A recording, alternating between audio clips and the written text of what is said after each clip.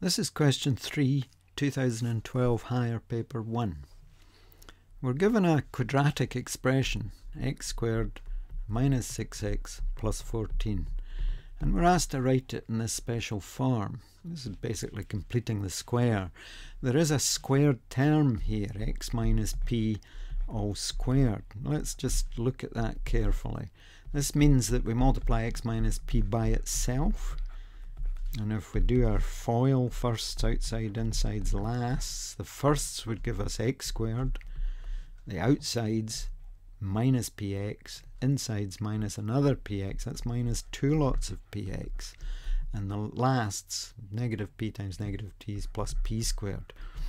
Anyway, what's important in this is this term here, the x term, has a number in front of it, minus 2p. Now we're comparing this with minus 6. This is the coefficient of x, the number in front of x. Minus 6, minus 2p. Twice p. We're trying to find p. Twice p is the same as 6, so p must be 3. So what I'm going to do is attempt to write this as x minus 3 all squared, and we'll see what happens.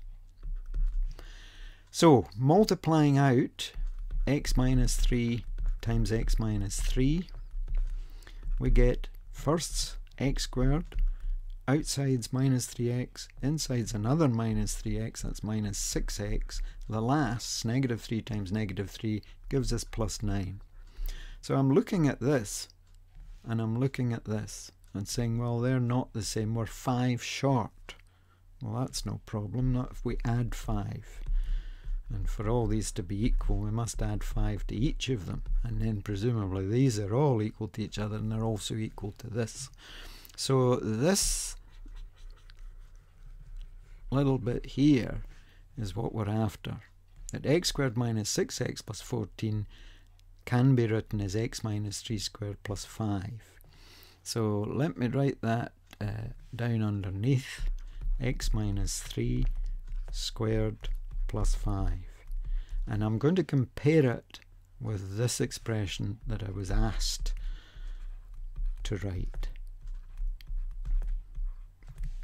So I think you would agree, looking at this, that q would have to be 5. These plus signs match and so on. P would be 3, q is 5.